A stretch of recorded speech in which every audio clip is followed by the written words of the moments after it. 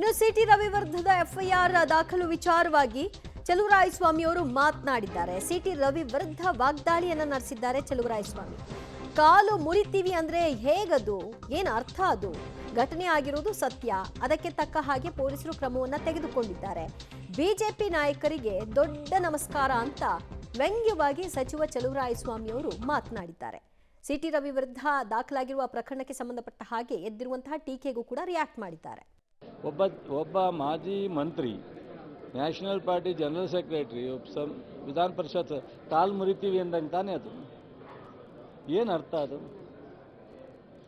ಕಾಲು ಮುರಿತೀವಿ, ಕೈ ಮುರಿತೀವಿ ಅಂತ ಹೇಳಿ ಭಾಷೆನ ಉಪಯೋಗಿಸ್ತಾರೆ ಅಂದರೆ ಯಾವ ರೀತಿ ಇವ್ರಿಗೆ ಹೇಳೋದು? ಈಗ ನಮಗೂ ಬಾಯಿ ಹೇಳಕ್ಕೆ ಬರುತ್ತೆ ಅಂತ ನಾವು ಹೇಳೋಕ್ಕಾಗತ್ತಾ? ಸಿ ಟಿ ರವಿ ಇನ್ನೂ ಕಲಿಯಲ್ಲ ಅಂತ ಕಾಣುತ್ತೆ. ನಾವು FIRಗೆ ಎದುರಿ ಅಂತ ಅಲ್ಲಲ್ಲ, ಕಾನೂನು ಇರೋದು ತಪ್ಪಿತಸ್ಥರ ಮೇಲೆ ಕ್ರಮ ತಗೊಳ್ಳೋದಕ್ಕೆ. ಅದಕ್ಕೆ ಎದುರ್ತಾರೋ ಮುಂದುವರೆದು ಅದೇ ಮಾಡ್ಕೊಂಡು ಅದೇ ಥರ ಇನ್ನೂ ಒಂದು ಮಾಡ್ತಾರೋ ಅದ ಬೇರೆ. ಈಗ ಯಾರು ಅಲ್ಲಿ ಮುಸ್ಲಿಂ ಮತ್ತಷ್ಟು ಮಾಹಿತಿ ಪಡೆಯೋಣ ನಮ್ಮ ಪ್ರತಿನಿಧಿ ಶ್ರೀನಿವಾಸರಿಂದ. ಶ್ರೀನಿವಾಸ, ಸದ್ಯ ಇವತ್ತಿನ ಕ್ಯಾಬಿನೆಟ್ನಲ್ಲಿ ಇದೇ ವಿಚಾರವಾಗಿ ಚರ್ಚೆ ಆಗಿದೆ ಅಂತ.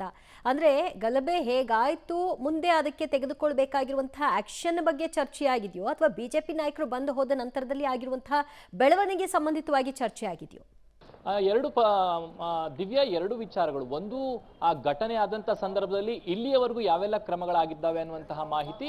ಎರಡನೇದಾಗಿ ಬಿಜೆಪಿ ಇದನ್ನ ರಾಜಕೀಯಗೊಳಿಸ್ತಿದೆ, ಅದನ್ನ ಯಾವ ರೀತಿಯಾಗಿ ಟ್ಯಾಕಲ್ ಮಾಡಬೇಕು ಅನ್ನುವಂಥ ನಿಟ್ಟಿನಲ್ಲಿ ಕ್ಯಾಬಿನೆಟ್ ನಲ್ಲಿ ಚರ್ಚೆ ಆಗಿದೆ ಅಂತ ಸಿಎಂ ಅವರು ಕೂಡ ಈ ಒಂದು ವಿಚಾರವಾಗಿ ಸಚಿವರಿಗೆ ಒಂದಿಷ್ಟು ಸೂಚನೆಯನ್ನು ಕೊಟ್ಟಿದ್ದಾರೆ. ಸಹಜವಾಗಿ ಬಿಜೆಪಿ ಇದನ್ನ ರಾಜಕೀಯಕ್ಕೆ ಬಳಸ್ಕೊಳ್ತಾ ಇದೆ, ಹಾಗಾಗಿ ಇದನ್ನ ಸೂಕ್ಷ್ಮವಾಗಿ ಹ್ಯಾಂಡಲ್ ಮಾಡಬೇಕು ಅನ್ನುವಂತಹ ಸೂಚನೆಯನ್ನ ಸಿಎಂ ಅವರು ಕೊಟ್ಟಿದ್ದಾರೆ. ಜೊತೆಗೆ ಈಗ ಬಿಜೆಪಿ ಅಲ್ಲಿ ಹೋಗಿ ಬಂದನ್ನ ಮಾಡಿದ್ರು. ಇನ್ನು 2-3 ದಿನದಲ್ಲಿ ಕುಮಾರಸ್ವಾಮಿ ಅವರು ಕೂಡ ಅಲ್ಲಿಗೆ ಹೋಗಬಹುದು. ಹೀಗಾಗಿ ಪರಿಸ್ಥಿತಿಯನ್ನ ನಿಭಾಯಿಸಬೇಕು ಅನ್ನುವಂಥ ನಿಟ್ಟಿನಲ್ಲಿ ಯಾರು ಕೂಡ ಲೂಸ್ ಟಾಕ್ ಅನ್ನ ಮಾತಾಡಬಾರದು ಅನ್ನುವಂತಹ ಸೂಚನೆಯನ್ನ ಸಿಎಂ ಅವರು ಕೊಟ್ಟಿದ್ದಾರೆ ಅನ್ನುವಂಥ ಮಾಹಿತಿಗಳು ಲಭ್ಯವಾಗಿದ್ದಾವೆ. ಜೊತೆಗೆ ಏನು ಬಿಜೆಪಿ ರಾಜಕೀಯವಾಗಿ ಇದನ್ನ ಮಾತನಾಡಿಕ್ ಬರ್ತದೆ, ಅದಕ್ಕೆ ರಾಜಕೀಯವಾಗಿ ಉತ್ತರವನ್ನ ಕೊಡಿ ಅನ್ನುವಂತಹ ಸೂಚನೆಯನ್ನು ಕೂಡ ಏನು ಸಿಎಂ ಅವರು ನೀಡಿದ್ದಾರೆ. ಮುಂದುವರೆದು ಚಲುವರಾಯಸ್ವಾಮಿ ಅವರು ಕೂಡ ಇವತ್ತು ಮಾತನಾಡಿದ್ರು ಕ್ಯಾಬಿನೆಟ್ ಆದ ನಂತರ. ಈಗ ಮದ್ದೂರು ಶಾಂತವಾಗಿದೆ. ಬಿಜೆಪಿ ನಾಯಕರು ಉದ್ದೇಶಪೂರ್ವಕವಾಗಿ ಕೋಮು ಸಂಘರ್ಷವನ್ನ ಹುಟ್ಟು ಹಾಕ್ಬೇಕನ್ನುವಂತ ನಿಟ್ಟಿನಲ್ಲಿ ಅಲ್ಲಿಗೆ ಹೋದಂತೆ ಕಾಣ್ತಿದೆ. ಬಿಜೆಪಿಯವರು ಈ ರೀತಿಯಾದಂತಹ ವಿಚಾರಕ್ಕೆ ಇನ್ನು ಮುಂದೆ ಮಂಡ್ಯಕ್ಕೆ ಬರಬಾರದು ಅನ್ನುವಂತಹ ಒಂದು ತಾಕೀತನ್ನು ಕೂಡ ಚಲುವರಾಯಸ್ವಾಮಿ ಅವರು ಮಾಡಿದ್ರು. ಮುಂದುವರೆದು ಸಿಟಿ ರವಿ ಅವರ ಮೇಲೆ FIR ದಾಖಲಾಗಿದೆ, ಅದಕ್ಕೂ ಕೂಡ ಸ್ಪಷ್ಟನೆ ಕೊಡುವಂತ ಕೆಲಸವನ್ನು ಮಾಡಿದ್ರು.